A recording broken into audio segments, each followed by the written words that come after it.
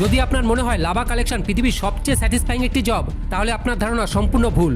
আসলে যখনই কোনো ভলকানো রিফ্ট হয় তখন জিওলজিস্টকে দ্রুত সেই লাভাকে কালেক্ট করতে হয়, আর তখন সেই লাভার টেম্পারেচার 1200 ডিগ্রি সেলসিয়াস হয়ে থাকে, এবং সেটা যদি আপনি ভুল করে টাচ করে ফেলেন তাহলে সেটা আপনার কিমা বানিয়ে দেবে। কিন্তু তবুও কিছু জিওলজিস্ট প্রাণের ঝুঁকি নিয়ে এই ভয়ানক কাজটি করে থাকে, যেখানে তারা এই ফুটন্ত লাভাকে কালেক্ট করে ল্যাবে নিয়ে গিয়ে অ্যানালিসিস করে, যাতে এটা জানা যায় যে পৃথিবীর অভ্যন্তরণে এমন কি হয়েছিল যার কারণে এই লাভাকে বাইরে আসতে হয়েছে। আর এটা অ্যানালিসিস করে বিজ্ঞানীরা এটা ট্রাই করে যে ভবিষ্যতে আসা কোনো বড় ভলকানোকে কিভাবে আটকানো যায়। আসলে এর কারণ হলো যখন তখন এই ভলকানো আমাদের ধ্বংসের কারণ হতে পারে।